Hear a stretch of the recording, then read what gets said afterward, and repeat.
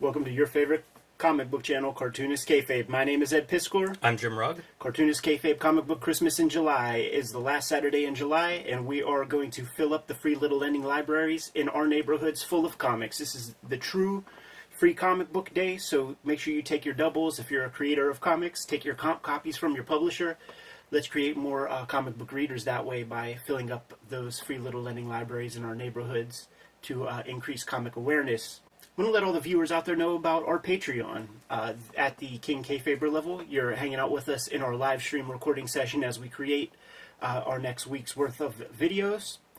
And it mitigates the kayfabe effect because you know what we're talking about before anybody else. You're seeing what we're talking about because you get all the videos before anybody else. And without further ado, Jimmy, let's jump in immediately, take a look at a gang of Kelley Jones pencils that were Xeroxed by Jason Moore, handed off to us at Heroes Con some weeks back. Little did we know, Jason Moore is the designer of the Faust Love of the Damned hardcover that's coming out this October. Jason is part of the Motor City Outlaw Comics crew, the little brother of James O'Barr, Vince Locke, Guy Davis, Mark Bloodworth, the guys who are on the Mount Rushmore of 1980s Outlaw Comics. He was a kid kicking it with them at that time. And when we were at Heroes, he showed up with, I think, 3 portfolios Yes. worth of original artwork that he bought off of those guys from all of their major titles.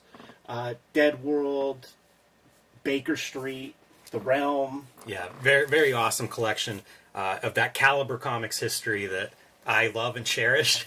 And it does make me wonder if that's a Rust Belt thing. Because I talk to people about Caliber, and sometimes it is just off the radar. That's but funny. around here, man, there's a lot of Caliber comics. So I think what we're looking at here is stuff that Jason ended up inking. Right. And I think he made these Xeroxes himself. I think specifically this Batman title, I think that was it John Beatty Right. had to take a powder for a minute. So Kelley Jones hit up Jason and was like, dude, are you ready? You ready to put on your game jersey? And I recommend to everybody, if you have not seen the Kelley Jones Artist Edition, we have a video of that. Yes, we do. It is absolutely breathtaking, in my opinion. Check that one out. It's so exciting to see Kelley Jones pencils after looking at that Artist Edition, because he's a stylist, man. He's one of a kind as an artist, that always my favorite kind of artist. And I can't believe the rigor of these pencils. Totally. This episode is brought to you by the Cartoonist Kayfabe Patreon. 3 different levels of participation at our Patreon, but if you become a King Kayfaber, you get all of the videos before anybody else gets to see them, and it mitigates the kayfabe effect. You get first dibs on the things that we talk about, plus you have access to the live stream recording sessions where we record a week's worth of videos, giving you even more exclusive access before anybody else. Ultimately, the videos are brought to you by the books that we make, and we have a big year in 2023. The Hip Hop Family Tree Omnibus is coming to you in time for the holiday season. 504 pages of comics in here, which represents the 4 volumes of Hip Hop Family Tree, plus 140 pages of comics and material that are not in those first 4 volumes of Hip Hop Family Tree. X-Men Grand Design Trilogy collects all of my X-Men Grand Design work in one handy-dandy trade paperback. Some of that is out of print at the moment. The current focus is Red Room Crypto Killers. Issue number 3 is forthcoming and is going to be a hotkey because it is establishing a version of the characters that I'm exploring in my daily comic strip, which will be serializing on my Patreon to start at the link in the description below. Jimmy has a nice plethora of materials out there. The Princess of Poverty book is coming to you in November, in time for the holidays. It represents all of Jim's Street Angel comics. If you have the Street Angel Deadliest Girl Alive as a companion piece. Hulk Grand Design is the Marvel comic that Jim put together, but the newest effort that is currently out of print but going to be getting another print run is True Crime Funnies, and make sure you connect with Jim at his website for that. Now that we're done paying the bills, back to the video. This is the era of the Tracer inker, certainly, and so Kelley Jones is being very, very tight with what he wants on the page. And very often, certainly in a monthly book, it's rare to see a guy put so much graphite down. Yes. In fact, inkers would complain about that sort of thing because the ink will sit on top of the graphite, makes it more smearable. And the inker is also, I believe, responsible for cleaning up the page after. So, like, it has to hit it with that kneaded eraser to get all the flotsam and jetsam off of there. Which can be a challenge. It will lift ink off the page. What most pencilers will do is put, like, a series of X's. But I do know, and I agree with this myself, it's not always very easy to tell where your distributed blacks are if you don't see the blacks on the page, which could be part of the reason why Kelley Jones decided to fully ink the stuff. But this is the era of the tracer type inker, and this is no disparagement on Jason or anybody. But basically, the pencilers worked enough with inkers that they didn't agree with, that they wanted some control on what the final aesthetic looked like. So I can imagine that there's some amount of underdrawing under here, and Kelley Jones is essentially kind of inking with a pencil. Yeah, it's very, very tight. It's neat to see these Xeroxes and see that the lettering is put on. Oh, yeah. Because this is how, whenever I would read like How to Draw Comics the Marvel Way or the early days, it went penciler to the letterer, it would roll in your borders. Exactly. And your word balloons, and then to the inker. And I guess they were still working that way here in the early to mid-90s. Yeah, totally, man. And I think that most letterers, are marks for comics. So they would do this very thing for their own archives, man.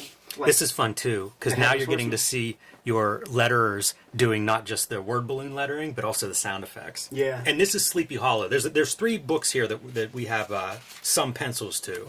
This is the Sleepy Hollow adaptation. I guess Vertigo or DC published. That is built like a Frazetta horse. It is. Solid as hell. Master of Drapery, Kelley Jones. Great with lighting.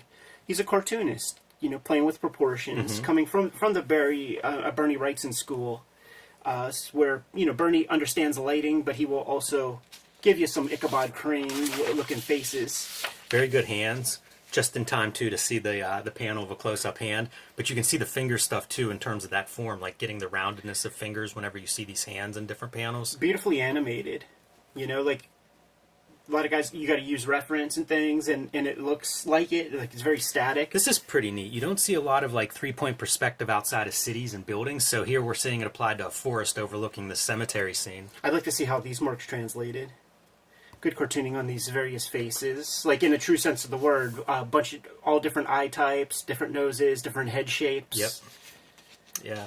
And also just like a mark of like a great illustrator in comics. On every page, you might notice that you're getting a good breadth of points of view, from longer shots, close-ups, medium shots, to just give you that visual variety that's really attractive. That's a great point, because we see so much early work from Cartoonist, and that's one of the telltale signs, I think, of a young cartoonist. There's not as much variation in your shots. This is where you're going to make an inker stretch a bit. Yes. Like, how do you translate that? This would be the panel to single out and have 5 inkers work on, because of this exact thing right here. We're seeing the shape of leaves. We're seeing like one constant value, but we're also seeing shadow. How do you represent that in black and white line?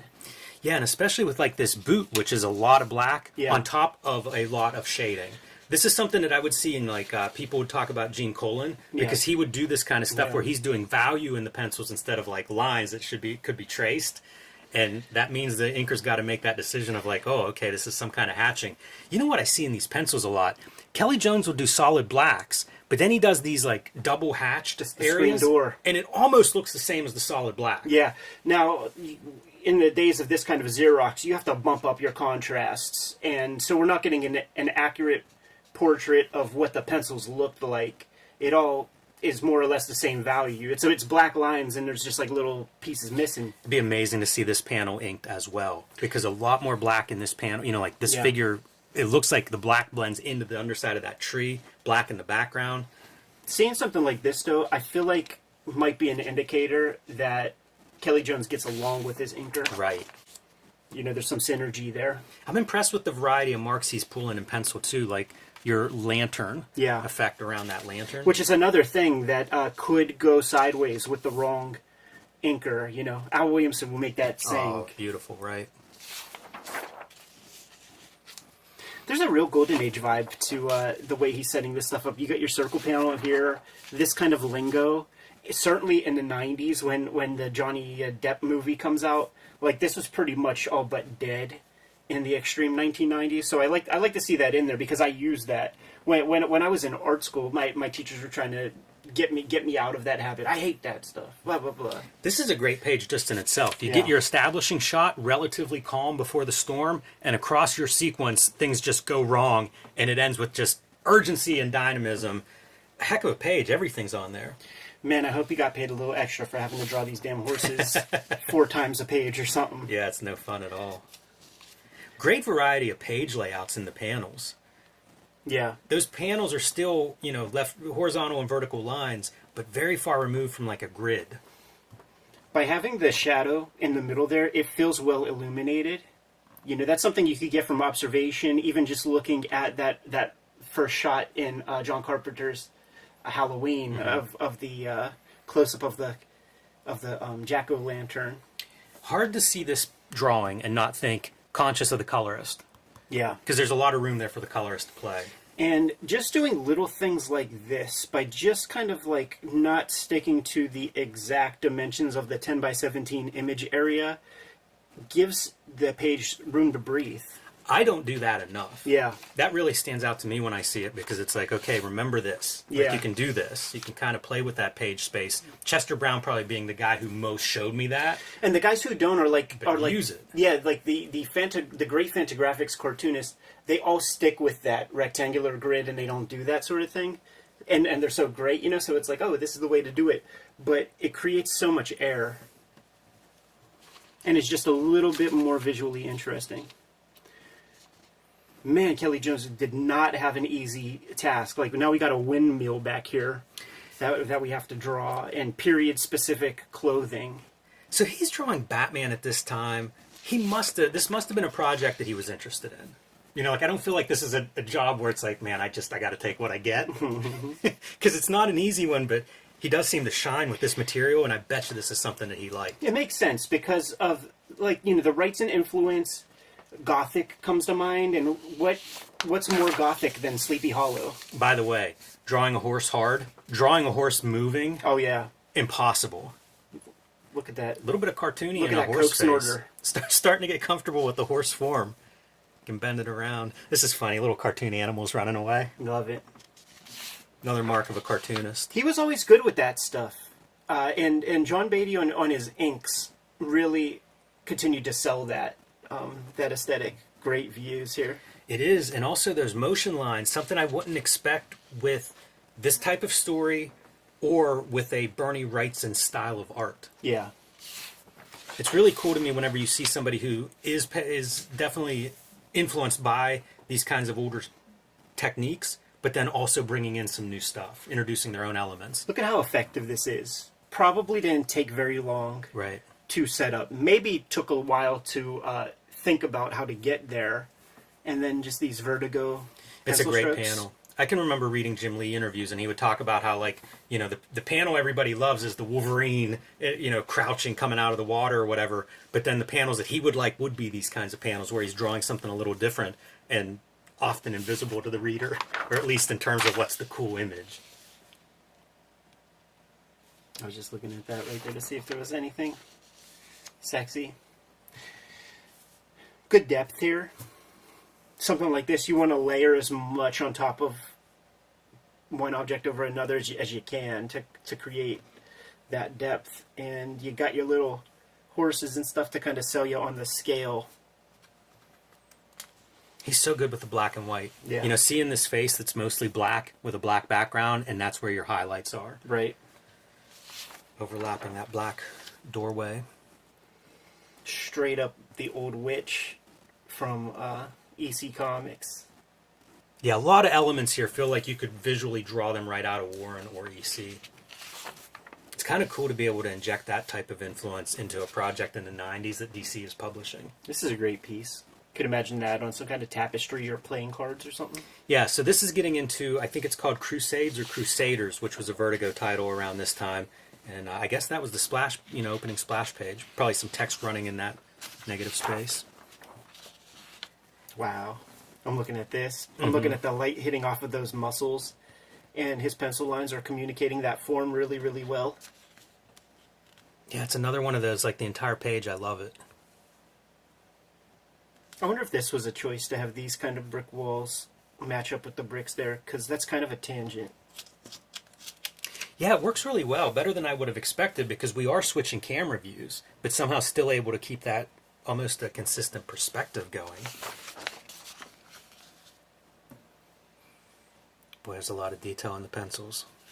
Drawing all the chainmail, always hated the idea of drawing that or inking that. Not a bad maiming. Pretty good maim job. This is a good showcase of Kelley Jones between these three stories. Totally. Because how different is this from Sleepy Hollow? Yeah, absolutely, man. Whole different set of reference, different set of circumstances. You got to make a basically domestic page look interesting. I love these two shots.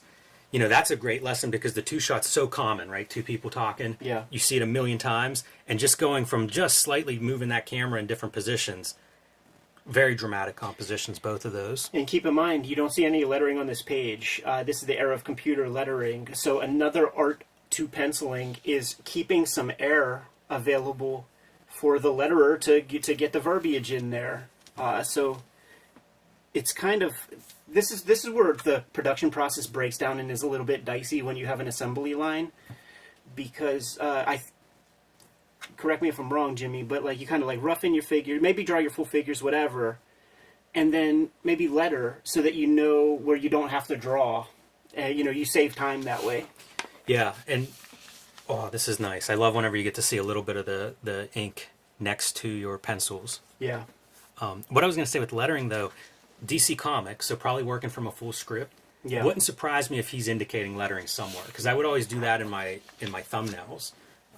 And I encourage everybody, if you're making comics, like incorporate the lettering as soon as you can, right? For exactly the reasons you said, Ed.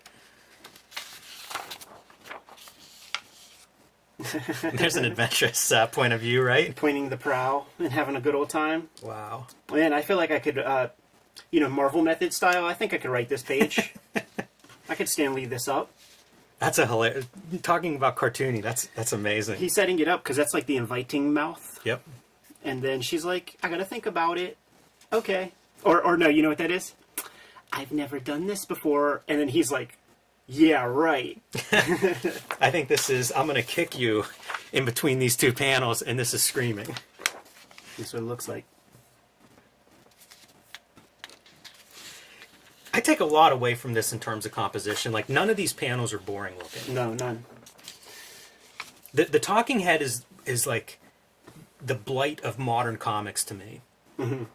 And I don't know, I guess that's a mark of an inexperienced artist, or maybe an artist under duress for, like, speed. Yeah. But it is the worst part of comics to me when I see those page after page of just talking heads. I'm so bored by it. And you see, like, these are talking heads. This Absolutely. is not a superhero fight scene that we're looking at. And yet none of this stuff feels like I'm just drawing a head talking. Yeah. You got backgrounds to liven it up. You have interesting camera angles. Interesting lighting. Atmosphere going on.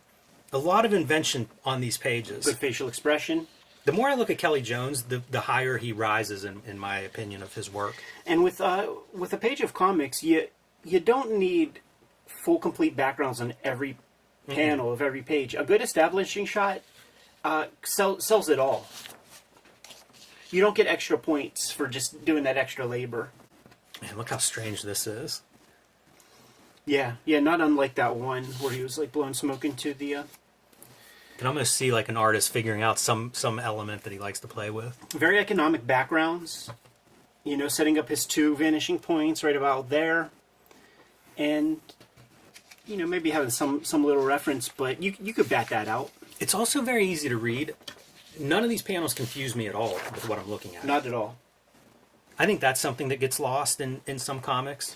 Getting some noirish elements here. Man, I didn't say it this whole time, but this page kind of illustrates... There's a McFarlane... I'm not saying that McFarlane is an influence on Kelley Jones by any stretch, but seeing stuff like this, these faces... They're probably pulling from some of the same reference points, and I think some of those points, didn't say his name yet, man, but I think Michael Golden probably might be in that Venn diagram. I saw a lot of Michael Golden whenever we went through that artist edition. Mm-hmm. The tightness of this really stood out to me. And to your McFarlane point, the first page of this story, I think, Yeah. or the second page, where the big dude's holding a guy. Yeah. It felt like McFarlane fingers. Right. They were like those big cartoony fat fingers. Nope, I think I'm missing a page. There we go. Some of these marks remind me of Golden. Absolutely, yeah, like more late period Golden.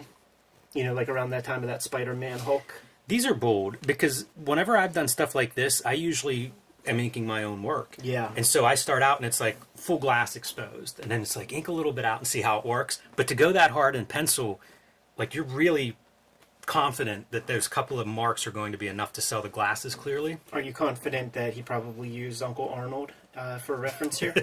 Could be. We need like just a red circle in the middle of that eye, and we'll be there. Love the facial expressions. Still getting cartoony in there. Look at that. Still getting that cartoony, but still having the accurate Yeah, this lighting. guy too. Yeah. I love the cartoon elements.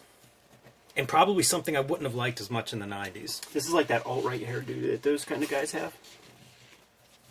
Love the giant scissors. It's ridiculous. Red Room size scissors.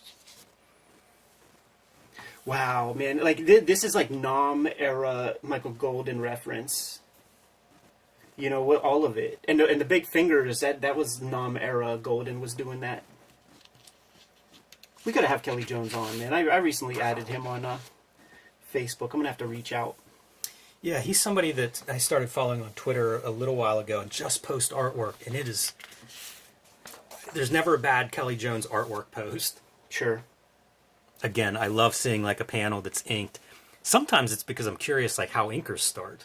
I'll see like partially inked Mignola pages, and it's always surprising. It's almost like ink the most important elements, might be faces or something scattered around a page, and build out. In this case, it's one panel.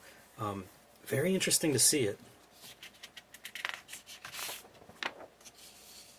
How about this for, once again, you got a prop there, do something fun with it visually.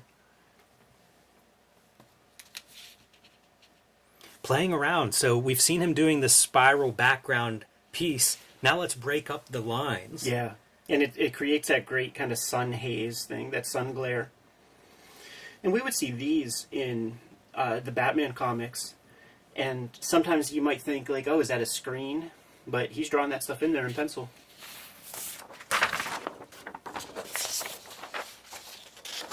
We're going blue on that one. Be a believable Mary Jane here if he was doing a Spider-Man job. I'm curious about something like this where you have heavy blacks in the foreground and you have them on the other side. That's a heavy page, dude. Yeah. Going full on, Andolini. Evisceration. Robert De Niro in Godfather 2. Killed my mama, motherfucker. Ooh, some Batman pages. Back to the bats. What a variety of art too, assuming this is all coming from, the same year or two. Right. Speaks to what a penciler really has to do to be successful in this era, is that ability to draw medieval stuff, city stuff, superheroes. Said it before, I'll say it again. Comics makes you a power illustrator. Yeah, it definitely does. And this is what I'm talking about, how much he's drawing, because that is not solid blacks. It's true, and I was just looking at that panel thinking, I bet you, like, I know what that looks like when John Beatty inks it, and I have some idea of how Jason probably inked that, where they're faithful to the screen door. But I bet you that ain't how Vince Coletta would ink it. Something tells me. You're getting all black on that panel. It'd be so much fun whenever you see those inking samples if you had a Vince Coletta that you could drop in there. With the striations here, I think of Nemesis, the Warlock era, Kevin O'Neill. There's a 2000 AD Kevin O'Neill artist edition coming. Oh, it's out. Oh, yeah, is it? I think Rob McCollum, if you're in the chat room right now, let us know, because I think I seen him showing it off. This is the last page. Well, no, it's not the last page. We'll end on a high note. 3-point perspective down shot of the front of a building. Yeah, I really like that. If you see it this way, it's like we've seen it this way 100 times, right. 1,000 times. This is usually the way you would see that. To turn it on its side like that, once again, mark of an innovative penciler. And it's lit. Like, the first step in drawing something like that is figuring out the perspective. But then you have to make it an urban environment with atmosphere, grit, make it feel lived in. And that is not second nature. You got to work towards that. He's got accurate lighting, you know, coming from below. So, you know, that's illuminated, but you get darker up top. You know, it's like mid-illuminated, something like that. This is an element that feels very McFarlane-esque, the teeth. Yeah. And it's not the rest of the figure. No. It's just that one piece. That shadowed face with the eyes and the teeth showing. And a shadowed eyeball. Yeah. That's a bold move. I always loved that. Yeah, yeah, which is another element of, I would say, Michael Golden. And then this is nearly Golden Age piece right there.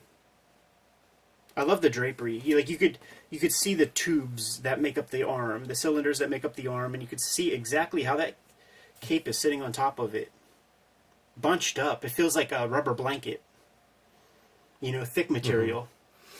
Man, you mentioned Al Williamson earlier, and now I look at this and I just think, like, I would love to see a Kelley Jones page ink by Al Williamson. Yeah, and you know, this is another one of those pieces where you got to wonder what that looks like translated by the inker.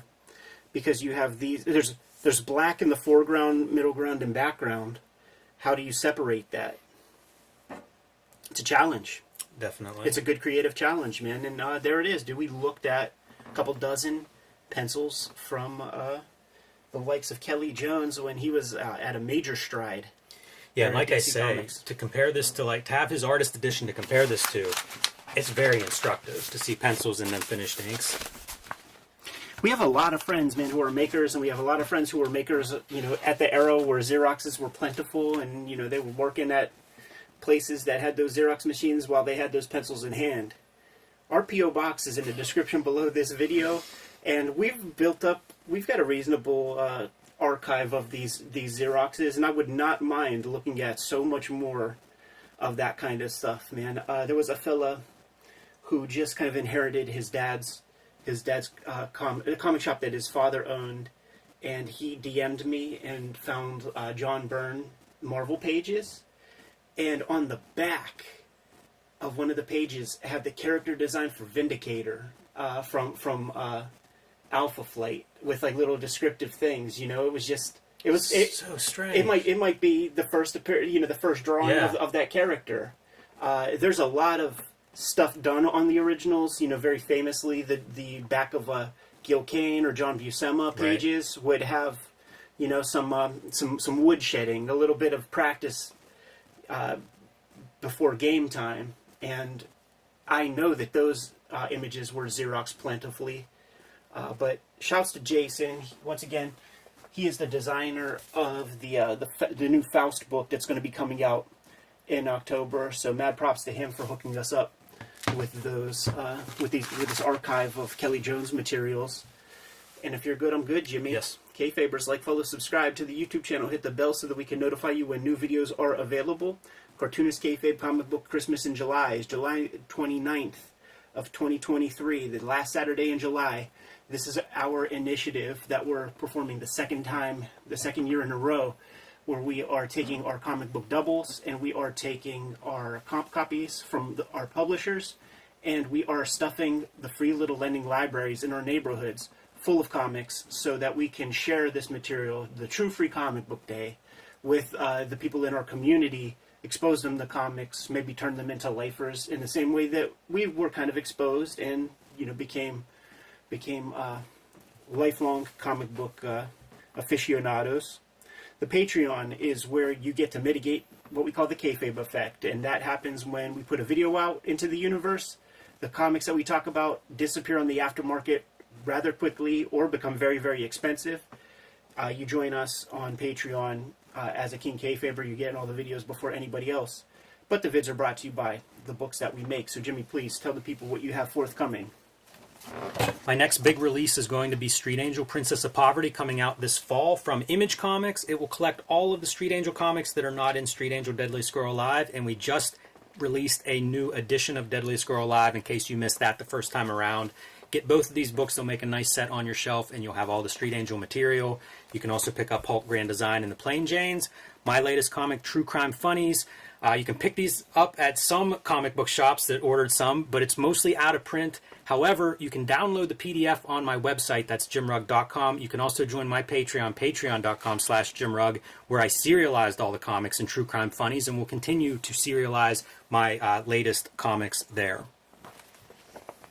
Hip Hop Family Tree Omnibus is coming to you soon. This October, just in time for the holiday season. It's the 10th anniversary of Hip Hop Family Tree. It's the 50th anniversary of hip hop as a culture, and we are ganging up all 4 volumes of Hip Hop Family Tree into a 504-page hardcover book that looks exquisite. Just got the printer proofs back, and we signed off on those things. It is going to include 140 pages of material that is not in those first 4 volumes. Basically everything I ever drew for Hip Hop Family Tree, plus a bunch of new stuff that I drew exclusively for this book. Please secure your pre-orders for that book as soon as possible. Local store, Amazon if you don't have a good store. X-Men Grand Design Trilogy trade paperback is coming to you in time for the holidays also. Got a volume or 2 of X-Men Grand Design out of print at the moment, but it's coming back in the form of a comic book size trade paperback. In time for the holidays. And the comics that I'm working on these days, Red Room Crypto Killers is out in the wild. 2 more issues to go. The 3rd issue is the first appearance of the comic strip characters that I'm working on at the moment, and I'm going to be serializing these comic strips before I put them out to Gen Pop on my Patreon. Hit the links in the description below to get to all of our books. But there are other ways to support the Cartoonist Kayfabe channel. Jimmy, enlighten the people. You can subscribe to the Cartoonist Kayfabe YouTube channel below this video. Hit the bell icon. You'll be notified whenever we post new videos, or if we go live with some of these videos from time to time.